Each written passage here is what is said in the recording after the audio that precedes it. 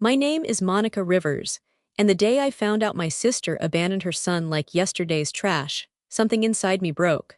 Months later, when I watched Ethan perform surgery on her after her car crash and heard him say, "You're alive because she asked me to, not because you're my mother," I knew justice had found its voice.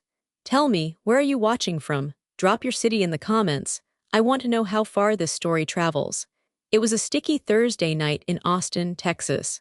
The kind of night where the ceiling fans do more harm than good, just pushing warm air around like lazy ghosts. I stood in the middle of my sister Ashley's cluttered kitchen, surrounded by half-empty wine bottles, unopened mail, and a sink full of crusted dishes. But none of that mattered compared to what she just said. "Where is Ethan?" I asked, my voice tighter than piano wire. Ashley didn't flinch. She just leaned against the counter, flicking ash into an already full tray. "I gave him up to the shelter." My ears rang. "What shelter?" I took a step forward, trying to keep my voice from shaking. "What are you talking about?" she sighed, slow and theatrical, as if I'd interrupted her from something very important. "St. Joseph's, the one on 5th. Monica, he wasn't right. He gave me the creeps. Always staring, not talking, it was too much." My heart dropped like an elevator cable snapped. "You gave him away like a broken appliance."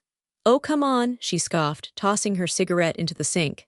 "You don't know what it was like. He barely spoke. He'd wet the bed. He kept drawing. Weird stuff." "He's your son," I shouted. "And he's not normal," she snapped back. There it was, cold, clean, final, her reason. I felt something rise in me, something I hadn't felt since our mother died and I was the one holding everything together while Ashley partied her way through every failure. Anger, yes, but deeper than that. It was grief laced with betrayal, the kind you don't recover from. "You didn't even call me," I whispered. Ashley rolled her eyes. "So you could guilt me, please?" I stood there for another heartbeat, staring at the woman I used to share bunk beds with, the woman who used to braid my hair while we watched cartoons. I don't know who this was anymore. Maybe I never did. My phone was already in my hand. "What shelter?" I asked again, voice like ice. "St. Joseph's," she repeated, bored now. "You're not actually thinking of picking him up, are you?" I turned without a word, grabbing my keys from the chipped ceramic bowl by the door. Behind me, Ashley called out, "You always were dramatic, Monica." I didn't answer. I was already out the door, out of that house, out of that nightmare. My hands were shaking as I slid into the car, the engine roaring to life beneath my trembling foot. It was raining. I hadn't even noticed until the windshield fogged up. Ethan, my nephew, 7 years old. Left in a shelter like a sack of laundry. The only thing I could think about as I sped through the dark streets was his face. I hadn't seen him in over a year. Ashley had always made excuses. "He's sick, he's tired, you don't need to visit today." I should have pushed harder. I should have known. My eyes stung as red lights turned green, one after another, as if the city itself wanted me to get to him faster. My brain played cruel movies in my head. Ethan curled up in some strange bed, surrounded by strangers, thinking he wasn't wanted. How many nights had he cried? How many days had he waited for his mother to come back? And she never did. The shelter came into view like a prison in a storm. Brick, sterile, uninviting. My chest tightened as I pulled into the lot, headlights illuminating the rain-slicked sidewalk. I didn't even turn the engine off. I just left the keys in the ignition, door swinging open into the downpour. I didn't know what I would say when I found him. I didn't even know what they'd tell me, but one thing was already clear. I was going to find Ethan. And I was never, ever going to let him be discarded again. The next morning broke in slow silence. I hadn't slept. I'd spent the night pacing between the living room and kitchen, rereading the shelter's website, calling their emergency line, leaving messages. At 6:58 a.m., I was already parked outside St. Joseph's, waiting for the staff to unlock the front doors. It looked more like a clinic than a children's shelter. Clean, yes, but cold. All beige bricks and dusty flower beds. A place built for function, not comfort. I pulled my cardigan tighter across my chest as I stepped through the automatic doors. "Can I help you, ma'am?" The receptionist looked up, her voice clipped from too many years in this kind of place. I forced calm into my voice. "I'm looking for my nephew, Ethan Whitlow. He was brought here sometime in the past week. His mother is Ashley Whitlow." The woman typed something, glanced at a screen, then nodded. "One moment, please. I'll have a caseworker come speak with you." Minutes passed in that waiting room, each one heavier than the last. I could hear a television in the background playing cartoons with the volume turned low. A girl no older than 5 sat hugging a stuffed rabbit, rocking slightly on a plastic chair. No one should ever look that old at 5. Then a tall man in a navy fleece approached. "Ms. Rivers," he asked gently. "I'm Jeremy, Ethan's intake coordinator." I stood too fast. "Is he okay?" Jeremy gave a tight smile. "Physically, yes, he's quiet, withdrawn, but cooperative. I was actually just about to check in on him. You can come with me." The corridor we walked down buzzed with the kind of fluorescent lights that made your skin look gray. The walls were covered in faded murals, attempts at cheerfulness that only made the emptiness worse. And then we turned a corner. There, sitting cross-legged on a wooden bench, was Ethan. He was thinner than I remembered. Pale. His dark curls were longer, messier, and his hands were folded neatly in his lap like he was trying to take up less space. His eyes stayed locked on the floor. "Ethan," my voice cracked. He looked up slowly, cautiously, and stared at me with blank recognition. "It's Aunt Monica," I whispered, kneeling beside him. "I'm here to take you home." No spark, no tears, no resistance, just quiet. He didn't reach for me, but he didn't pull away either when I held out my hand. Jeremy gave a small nod. "We'll get the release paperwork started." The car ride was silent. Ethan stared out the passenger window, watching the city blur past. I didn't push him, didn't fill the space with questions. I just kept glancing at him, memorizing the curve of his jaw, the way his hands clutched the seatbelt strap, not in fear exactly, but in that careful way of someone bracing for the next bad thing. When we reached my house, I guided him in gently. "This is your room now," I said, opening the door to the guest room. "It's not much yet, but we'll fix it up however you want." He looked at the bed like it was a foreign object. I had to stop myself from crying. In the kitchen, I heated up a pot of chicken noodle soup, the real kind, not the canned stuff. I poured it into a wide bowl and placed crackers on the side, then brought it to the small table where he sat, rigid. "You don't have to eat all of it," I said softly, setting the bowl down. "Just take a bite if you want." He didn't move at first. Then, with a hesitation that nearly broke me in half, he picked up the spoon. One scoop, then another. No words, but he didn't stop eating until the bowl was nearly empty. I crouched beside him. "I'm so glad you're here," I whispered. "You're safe now, I promise." He turned his head slightly toward me, eyes still unreadable. But for the first time since we'd left the shelter, I saw a flicker, not quite hope. Not yet. But something softer than before. "Do you want to rest?" I asked. Ethan nodded once. I guided him back to his room, helped him climb into the bed, and pulled the blanket over him. He curled up on his side like a question mark, facing the wall. I sat in the doorway for a long while, just watching him breathe. He was here, in my home, in my care. Ashley had tried to erase him, but I wouldn't let her. That night, after washing the soup bowl and setting a glass of water by his bed, I sat quietly on the edge of the mattress while Ethan curled into the far side, facing the wall. His small shoulder blades jutted up beneath the thin fabric of his shirt like folded wings. It broke my heart in 1,000 places. The lamp on the nightstand cast a warm amber glow across the pale walls, but the room still felt like it held its breath. I didn't know what to say that wouldn't sound like a lie or a promise too big for a kid to believe, so I didn't say much. Just sat there, hands folded in my lap, counting his breaths. Gentle, shallow inhales. His fingers were clenched into the edge of the blanket like he was anchoring himself there. I wanted to ask him what she'd said to him, what she'd done. But I knew those answers weren't mine to pull out.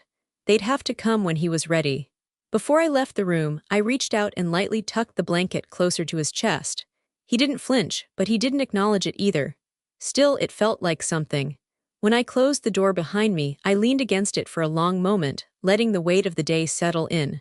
My throat ached, not from tears, I hadn't let myself cry yet, but from holding back everything I wanted to scream at Ashley. How could she have looked at that boy, at that fragile shell of a child, and thought disposable? The next few days blurred together in quiet struggle. Ethan didn't speak, not even a whisper. He didn't make eye contact either.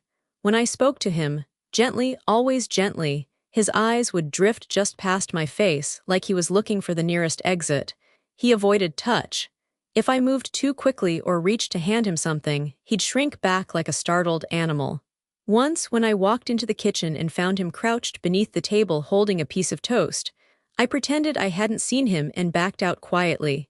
Later that day, I found him in the hall closet, curled up between an old vacuum and a stack of board games, knees hugged tight to his chest. I sat down outside the door and just started talking, voice low and calm. Not about him, but around him. Nonsense things like the bird feeder I needed to refill, the weird neighbor who had 3 identical lawn gnomes, how I used to think the moon followed me when I was his age. I never asked questions, never demanded attention. I just wanted him to know I was there. On the third night, I made grilled cheese and tomato soup for dinner. I left his plate on the table and turned my back, washing dishes while pretending not to notice that he slowly emerged from the hallway, took his seat, and finished every bite. That same night, as I tucked him in again, I knelt down beside the bed and folded my arms on the edge of the mattress. He was curled on his side again, eyes open but still far away. "You don't have to talk, buddy," I said softly. "You don't even have to look at me, but I just want you to know something." He blinked once. "You're safe here, that's not gonna change." He didn't move, didn't nod.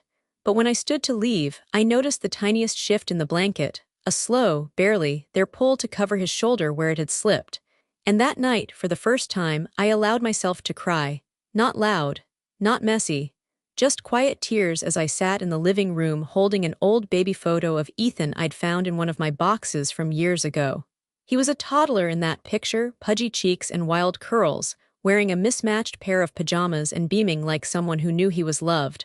I wanted to bring that version of him back, but I wasn't naive. This wasn't going to be fast or easy. Healing never is. Still, even with all the silence and space between us, I could feel something shifting. Subtle as it was, he was eating, he was sleeping through the night, and he hadn't tried to run. That counted for something. 2 weeks passed in slow, uncertain inches. I measured time in bowls of soup and bedtime rituals, in quiet mornings folding laundry while Ethan sat on the floor with a blanket draped over his shoulders like a shield. The silence between us no longer felt like rejection, just distance. A careful one, like he was still deciding if I'd leave too. Every day I showed up the same way. Warm meals, gentle routines, zero pressure.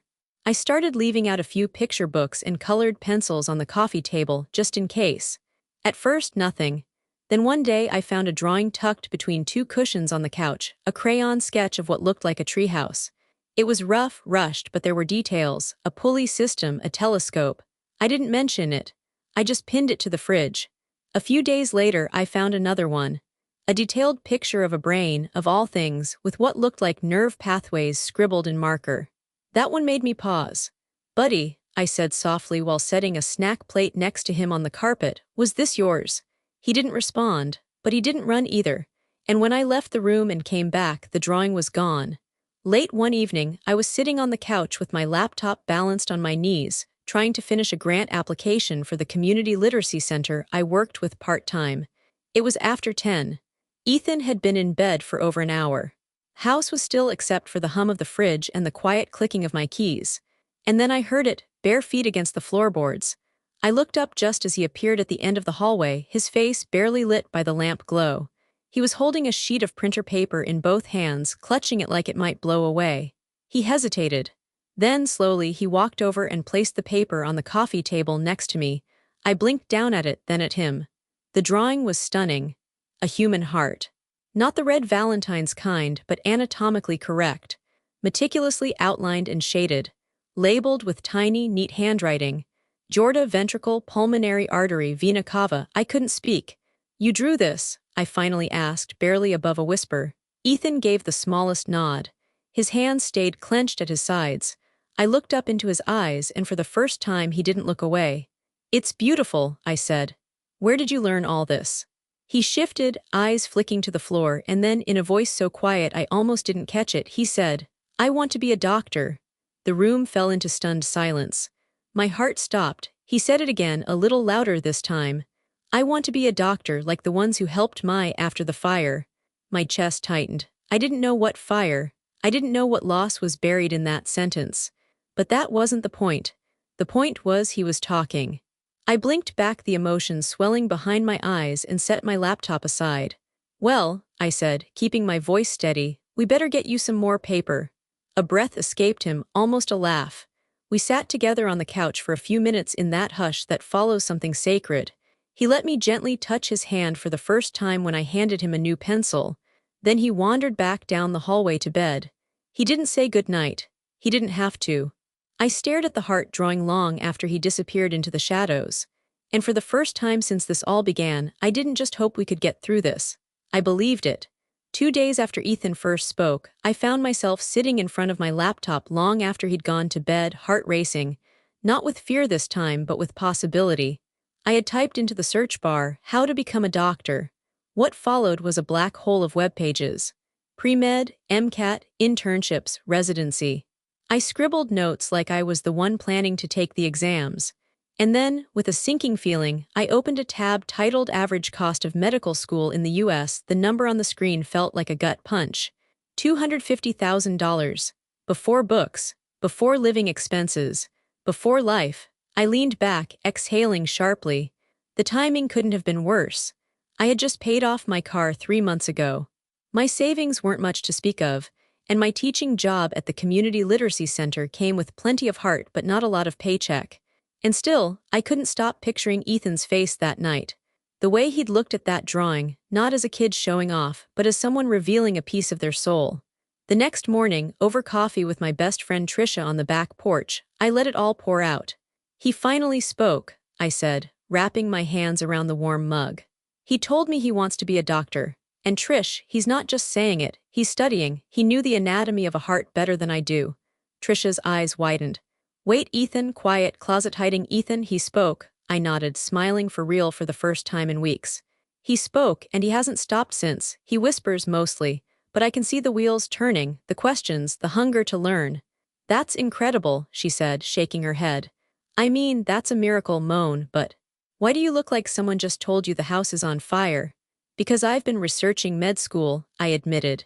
"And unless I stumble into a winning lottery ticket or sell a kidney, I have no idea how I'm going to help him get there. I just paid off my car.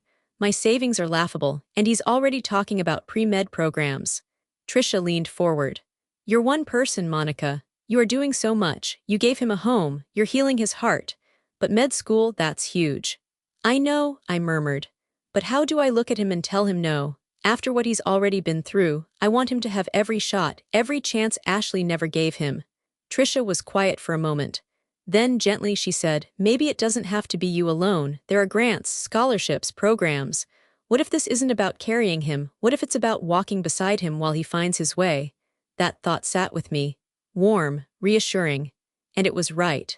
Because just a week later, Ethan started surprising me again.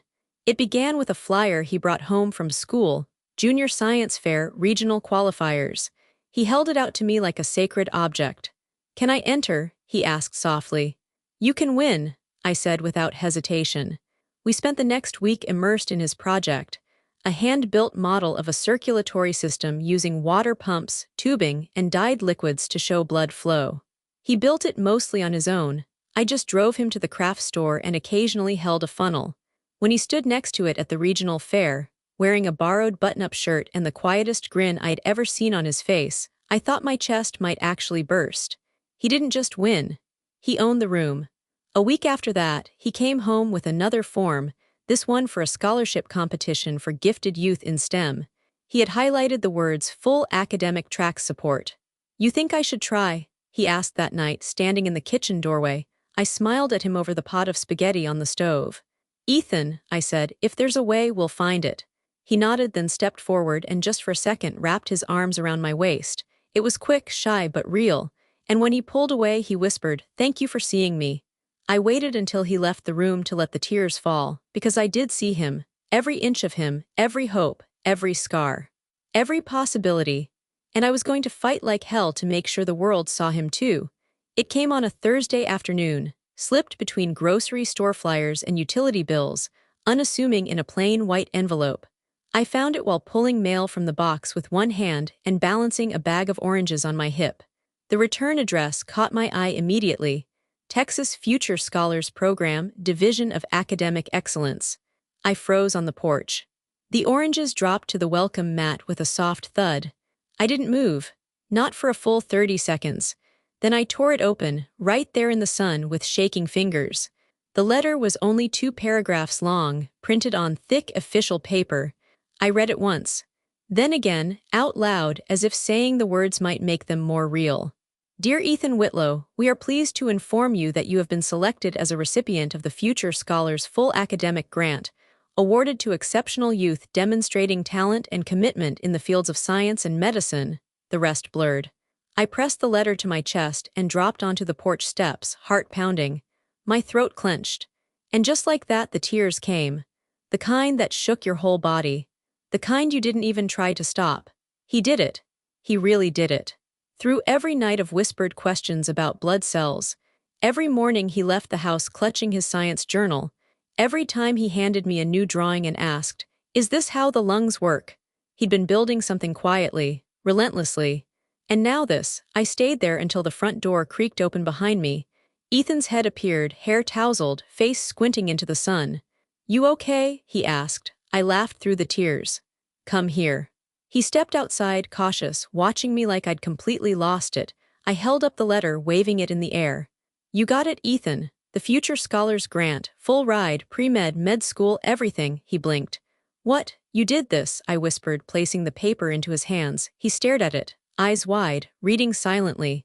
After a long moment he looked up, his face unreadable. "That means I can really go," I nodded, tears still sliding down my cheeks. "Not just go. You're going all the way." A slow grin broke across his face. Shy, staggering, like the sun cracking through a storm cloud. He didn't leap or shout like other kids might. He just stood there holding that letter like it was the most fragile, powerful thing he'd ever touched. "Wow," he said softly.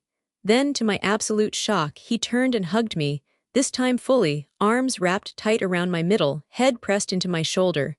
I closed my eyes and held on. It was the first moment since I'd brought him home that I felt, deep in my bones, that we were going to make it. We celebrated that night. Nothing fancy, just homemade tacos, 2 cans of orange soda, and a slice of store-bought cake with "You did it," spelled out in mismatched candles. Trisha came over and brought balloons, even though Ethan said balloons were scientifically pointless. He said it with a smirk, though, and poked one with a pencil when he thought we weren't looking. "I can't believe this," she said, raising a glass of ginger ale. "To Ethan, our future Dr. Whitlow." He ducked his head, face red, but he didn't hide. After dinner, I found him in the living room, lying on his stomach, sketching a human skeleton from a textbook I'd found at a used bookstore. I watched him quietly, leaning in the doorway. All those days I'd worried about how we'd get through the next year, the next bill, the next meltdown. But tonight, everything felt lighter. Like maybe life was giving us room to breathe again. Just before bed, Ethan passed by me in the hallway. He paused, then said, "I still want to be a doctor." I smiled. "And now you will be." He nodded once, satisfied, then turned into his room and closed the door gently behind him.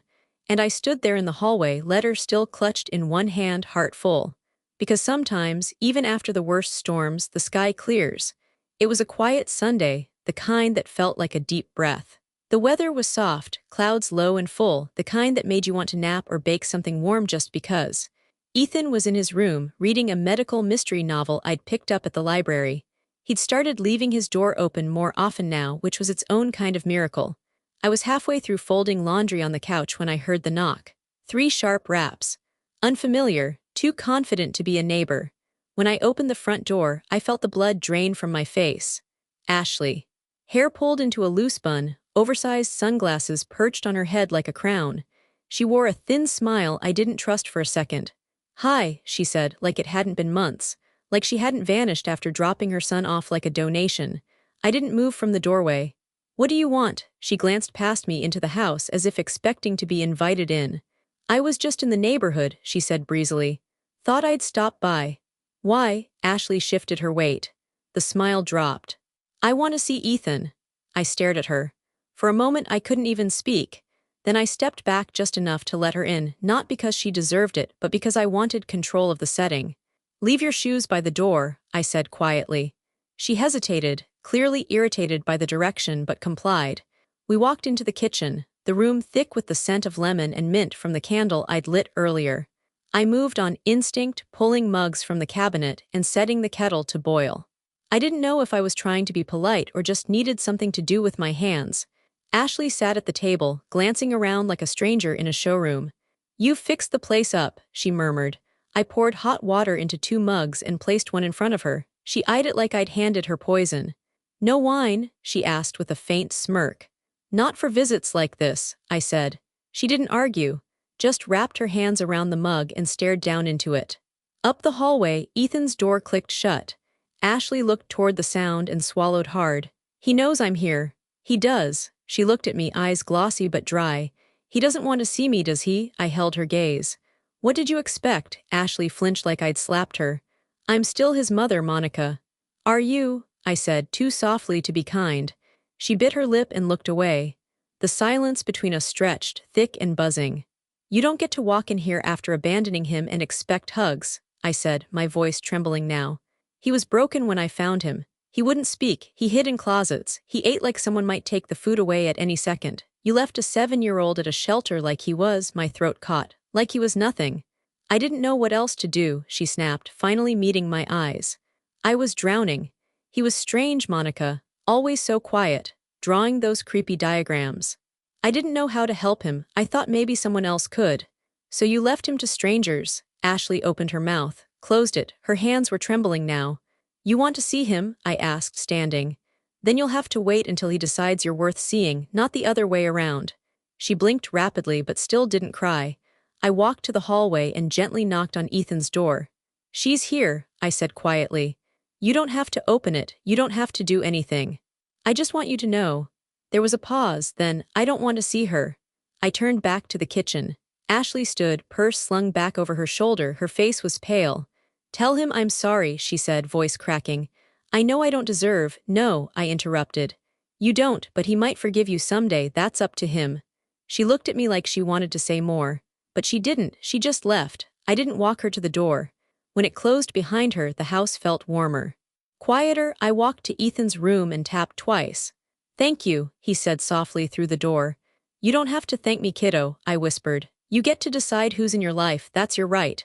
He didn't answer. But I heard the soft creak of his desk chair as he returned to his book. And I knew he was healing, on his terms.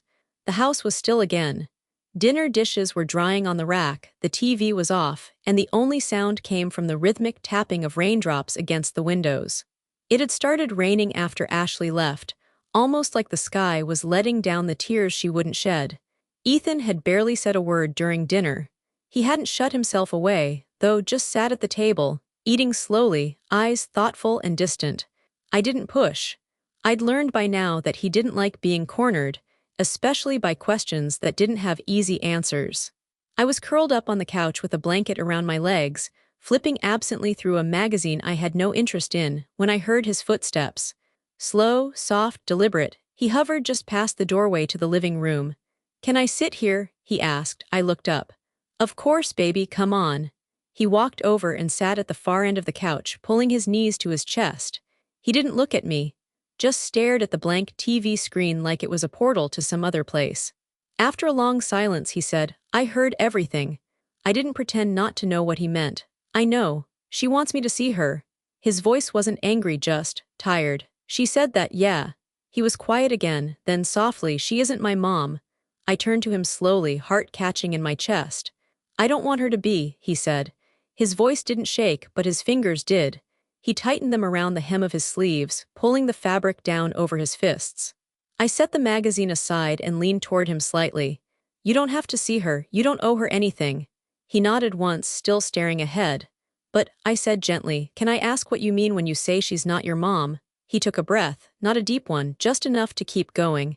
"She didn't come back." His voice was barely a whisper. "She never came back. She left me with people who didn't talk to me, who locked their doors, who told me not to ask for extra food." He paused, eyes flicking up toward the ceiling. "And I waited. I kept thinking she would come get me, that she was just sick or forgot where I was, but she didn't." I pressed my fist against my mouth, not to silence myself but to keep from crying. I didn't want him to feel like he had to comfort me now. "When someone leaves you like that," he said, "they stop being your mom. Moms don't forget you like that." "No," I said carefully. "They don't." He finally turned his face toward me. "But you didn't forget." I smiled softly. "Never," he nodded again. "So, I only want one mom now, and it's you." My throat tightened. I reached for his hand slowly, always slowly, and he let me take it. "You get to decide what family means to you," I said.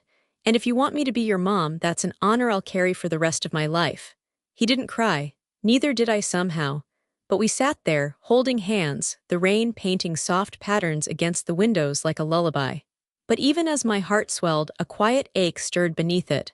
Because I knew this moment, this beautiful moment of connection, didn't erase the trauma that came before it. His brilliance, his progress, his future, they weren't antidotes to abandonment. They were layers. Growth built on scar tissue. I would never try to erase what he'd lived through. I couldn't. All I could do was stay, be present, be better. He laid his head on my shoulder as the rain deepened into a steady hush. "She didn't want me," he murmured. "I know," I whispered back, "but you do." I pressed my cheek against his hair. "I always have." And that night, as he drifted off to sleep beside me, I realized something with clarity that stole my breath. He didn't need her to come back. He'd already found home. Graduation night arrived wrapped in twilight, with warm air and the scent of magnolias drifting through the parking lot of Cedar Ridge Medical Center. I parked beneath a flickering lamp post, my palms still damp against the steering wheel. Inside the auditorium, the walls were lined with proud parents, mentors, and administrators. Some of them whispered excitedly about board scores and research placements. Others fidgeted in their chairs, already reaching for tissues before the ceremony even began. I found my seat in the very back row, near the edge of the aisle. Not because I wanted to hide, but because I knew Ethan would look for me there. That was our unspoken tradition. I stayed on the edges and he found me anyway. The lights dimmed. Applause rippled through the crowd as the graduates filed in, white coats crisp, their posture a little straighter than it had been months ago. And there he was, my boy. Taller now, shoulders squared, his hair neatly styled instead of the wild curls he used to hide behind. But his eyes, still Ethan's. He scanned the crowd once, briefly, and found me right away. Just a flicker of a smile. God, my chest could barely hold it. The ceremony unfolded in waves, names called, certificates presented, applause rolling forward like surf. When they announced the new surgical residents for the hospital, my breath caught. And Ethan Whitlow, selected as surgical resident for the class of 2032, Cedar Ridge Medical Center.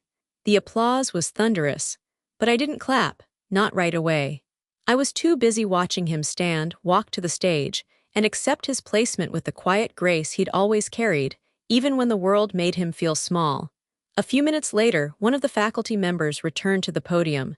"We'd like to invite one of our residents to give this year's class address. Ethan Whitlow has something to say." He hadn't told me. Of course he hadn't. He stepped up to the microphone, gripping the edges of the podium with steady hands. He didn't need notes. He didn't need to clear his throat, he just began. "When I was 7, he said, I lived in a place that didn't have windows. Not real ones anyway, just a hallway with flickering lights and doors that stayed locked. And I thought maybe that's where I'd stay, that maybe I wasn't the kind of kid who got out of places like that." He paused. Some people shifted in their seats, unsure if this was too personal for a graduation speech. But Ethan didn't waver. And then someone found me. She didn't just bring me home, she fought for me. She sat on the floor outside closets I was too scared to leave. She fed me when I couldn't ask. She saw something in me before I even knew I was allowed to want more. I pressed my hand to my mouth. Ethan scanned the crowd, but I knew he wasn't looking at anyone but me. "She's sitting in the very back row right now, probably trying not to cry." The crowd chuckled softly. I felt my heart twist. "I owe this night, this coat, this future to one person, the woman who saved me when I thought I didn't matter." He paused. "My mom, Monica Rivers." The auditorium erupted into applause. The kind that doesn't just sound loud, it feels loud. Like waves crashing over everything. And I couldn't hold it in anymore. The tears came fast, hot, unstoppable, but not from grief, from awe, from gratitude. From a depth of pride that made every sleepless night, every difficult moment, every whispered bedtime reassurance worth it. Trisha, sitting next to me, squeezed my arm. "You did this," she whispered. "You both did." When Ethan stepped down from the stage, he didn't stop to mingle. He came straight to the back, where I was still wiping at my cheeks with the hem of my sleeve. He opened his arms first. I stood, met him halfway. No words. Just a hug that held every moment between then and now. "I love you," I whispered into his shoulder. He pulled back slightly, smiling. "I know, I always knew." We stood there for a while as people passed around us, shaking hands and snapping photos. But I didn't need a photo. This moment, it was already etched into my heart. This was our shared victory, not because he needed saving, but because when I chose to see him, fully, honestly, he found the strength to save himself. The storm hit just after sunset. Thunder grumbled like a warning low in the sky, and the windows trembled as wind pushed against the house in short, angry gusts. I had just pulled on my pajamas, tea steeping in the kitchen when my phone rang. Unknown number, local area code. I nearly let it go to voicemail, but some knot in my stomach made me answer. Hello, a woman's voice crackled on the line, professional but urgent. Is this Monica Rivers? Yes. This is Clara Reyes from Cedar Ridge Medical.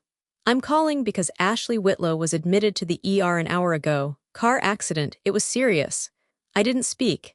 She's in emergency surgery, head trauma, internal bleeding. We're doing everything we can, but we don't know if she'll make it through the night. The kitchen felt suddenly colder. The tea kettle began to shriek behind me. I turned it off with shaking hands. I'm sorry, I said quietly. Why are you calling me? She listed you as her emergency contact, the nurse replied. There's no one else on file. I pressed a hand to the counter to steady myself. Where is she now? Operating room 3. I hung up and stood there in the silence, the storm thundering against the windows. Ashley, the woman who abandoned her son. The woman who hadn't seen him in months, who left wounds deeper than even I could reach. And now she might die. I stared at my reflection in the microwave door, heart pounding. The face looking back at me wasn't sure what to feel. Then I picked up the phone and dialed Ethan. He answered after the second ring. Hey Mom, what's up? His voice, so calm, so steady, it made what I had to say feel heavier. There's been an accident, I said, keeping my voice even.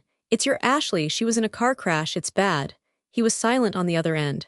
She's in surgery at Cedar Ridge, I continued. They don't know if she'll survive. Another beat of silence. I hesitated. Then, Ethan, they might need someone qualified to assist. It's possible they're short-staffed tonight. I'm not asking you to go see her, but I am asking. His voice came low, cautious. Why? Because, I whispered, she's not your mother, not in the way that matters, but she's still human. And people don't always get what they deserve. Sometimes they get what we give them. And if you give this, it's not for her, it's for you, for me, for what we've built. He exhaled slowly. Do they know who I am? No, just that I'm her sister. You'd be another resident stepping in if they need hands.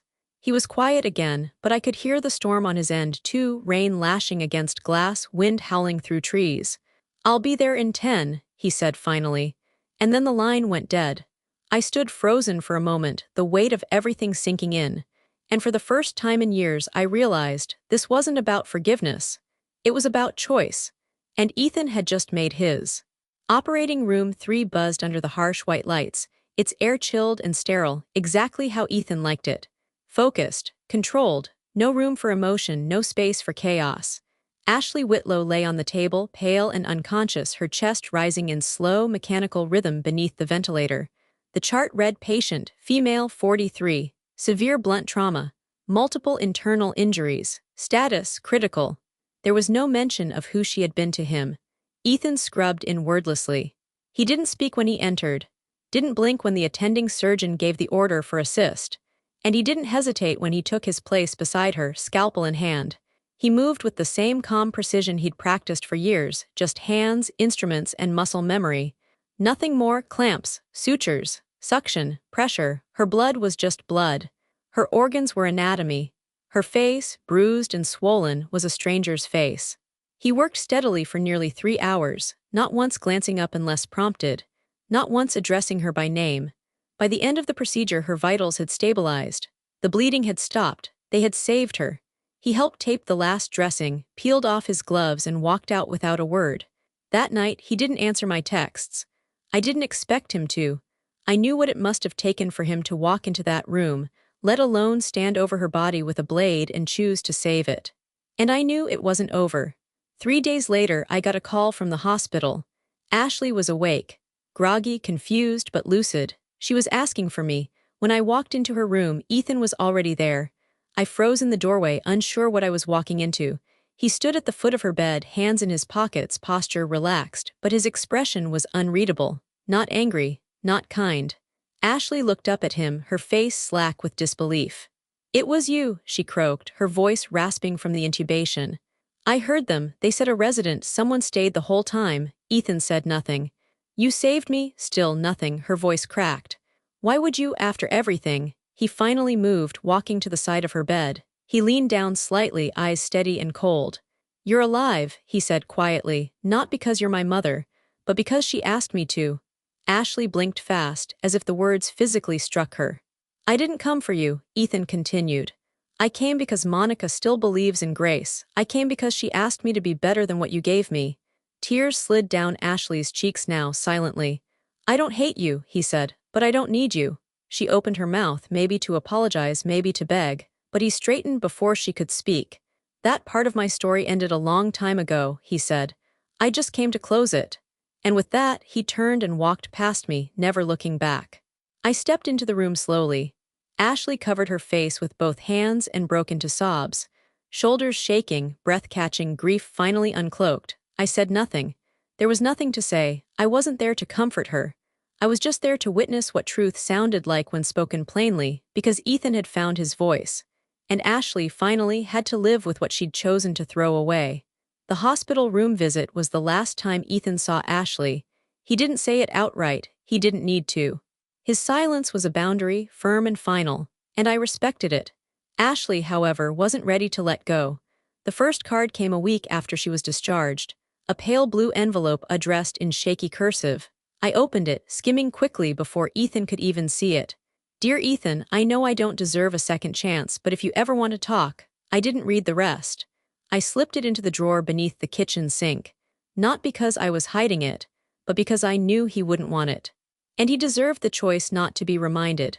A few days later, Ashley showed up at my door again, no warning, just that same knock from months ago. This time I didn't let her in. He's busy, I said through the cracked door. He's working night shifts, studying, building something for himself. Her mouth twisted, not in anger, but in that wounded way people wear when they realize the damage was self-inflicted. I'm not here to make things harder, she said. I just want him to know I'm proud. I stepped out onto the porch, closing the door behind me. You lost the right to speak into his life the moment you walked away, I said gently. He might forgive you someday, but that doesn't mean he'll forget. Ashley nodded, eyes low. Can you tell him I came by? No, I said, not unkindly. If he wants to know, he'll ask. She didn't argue, just walked back down the steps, a little slower than she'd arrived. Inside, Ethan was at the dining table, hunched over a case study with 2 pencils, 3 open textbooks, and a half-eaten sandwich. He didn't ask who was at the door. He didn't need to. Need anything? I asked. He looked up and smiled. A quiet place and unlimited coffee. I smiled back. You've got both. That was how he lived now, focused, disciplined, steady. He wasn't the boy who hid in closets anymore. But he also wasn't the type to celebrate loud victories or dwell on emotional messes. His way of healing was forward motion. Rounds, research, reading, repeat. Every so often I'd hear him laugh softly at something in a textbook or mutter under his breath, "That doesn't make sense," before figuring it out aloud. These small sounds told me more than anything else. He was living, and not just surviving but truly living. The ribbon was satin red, pulled taut across the gleaming glass doors. Sunlight poured through the tall hospital windows, warming the polished floors and white walls that now bore a brass plaque with my name etched into it. Monica Rivers' Pediatric Wing. I stood there, hardly breathing, clutching a bouquet I hadn't expected. The petals trembled slightly in my grip, but maybe that was just my hands. Next to me, Ethan looked taller than ever in his white coat, a stethoscope looped around his neck. His voice carried through the small crowd gathered, hospital board members, donors, press, and a few young patients peeking around their parents' legs. Some people spend their lives saving others, he said into the mic, eyes steady. But some save someone just once and it changes everything. He turned to glance at me, and I saw the glimmer in his eyes that matched the one rising in mine. I wouldn't be here without her. You all know her name now, but you don't know the quiet things she did, the nights she stayed, the moments she saw something in me even I couldn't see. He paused. She didn't just save me, she helped me become someone who saves others. The applause erupted, loud and warm, but I couldn't clap. I was frozen in the moment, heart full, eyes glassy. I looked at the name above the doors, not for glory but for proof. Proof that love, given freely, could ripple through years, through lives, through hospitals. Ethan leaned in, his voice low now, just for me. This is yours, Mom, always. And as he raised the scissors to cut the ribbon, I let one tear fall. silent, grateful. Justice hadn't come in anger or revenge, it came in healing, in legacy, in love that stayed. That was the end of my story. But one thing still lingers in my heart. Ashley came back, years too late, asking for a second chance. She said she was proud. She said she was sorry. And though Ethan chose not to let her in, I sometimes wonder, did she truly deserve to be shut out forever, or had she changed? What do you think? Did Ashley deserve forgiveness? Tell me in the comments. And if this story moved you even a little, don't forget to like the video and subscribe. I've got more to share.